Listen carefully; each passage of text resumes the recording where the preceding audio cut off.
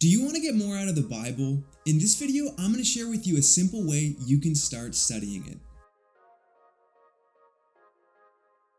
Hey friends, welcome to my channel. My name is Spencer Conway, and on this channel, I make weekly tips and tools helping you read and love your Bible. And hey, if this is your first time visiting, I'd love it if you'd consider subscribing.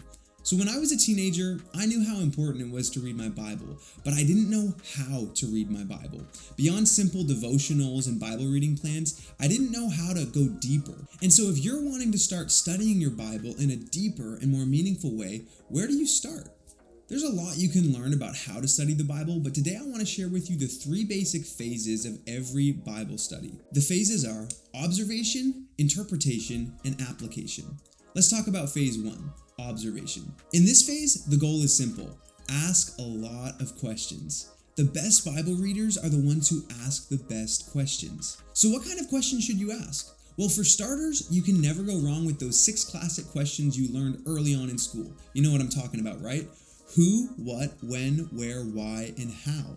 But there's 3 types of questions we should ask on top of these that get a little bit more specific. Questions like, who was the biblical author? What was their background? When did they write this book? What was their relationship to their audience? And what was their purpose for writing the book? Secondly, we should ask questions about the biblical audience. Questions like, who was the biblical audience? What were their circumstances? Last but not least, we should ask questions concerning the historical cultural context surrounding the passage or book that we're studying.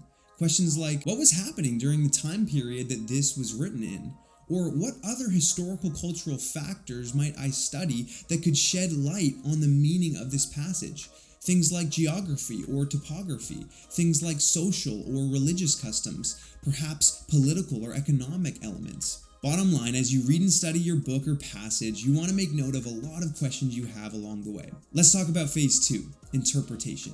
This next phase is all about answering the questions that you have asked. Your main goal should ultimately be to answer the question, what does this text mean to the original audience? You can go about answering these questions by utilizing resources like a study Bible, a commentary, or Bible encyclopedias and dictionaries. If you're not interested in spending a whole bunch of money on physical resources like this big old commentary I got here, well then I want to recommend you take advantage of the many amazing digital resources that are out there that can help you study the Bible. And real quick, I just want to recommend my favorite. It's called Logos Bible software.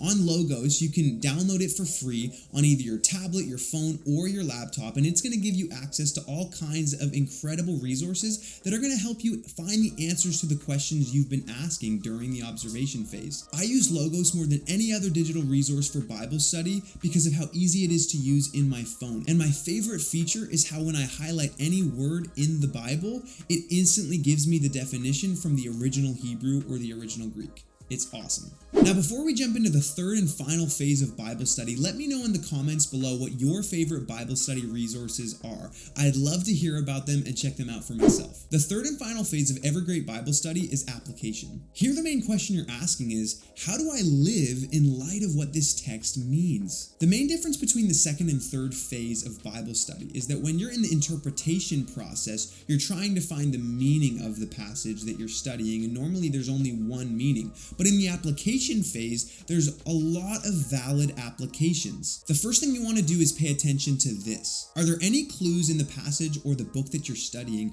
as to how the biblical author hoped his audience would apply the meaning of the text? Then we want to find a parallel situation in our life or our world to the biblical situation. Now, application normally touches on these 3 areas: character, who I am; mindset, the way I think; and behavior, how I live. Now, the truth is this only scratches the surface of Bible study. But if you're looking to jump in a little bit deeper, I want to recommend you check out the How to Interpret Your Bible playlist on my channel. This is a 30-part teaching that I did at my local church specifically on the question of how to study your Bible. For more Bible tips like this, be sure to hit that subscribe button and click that bell so you can stay in the loop every time a new video drops. Thanks for watching.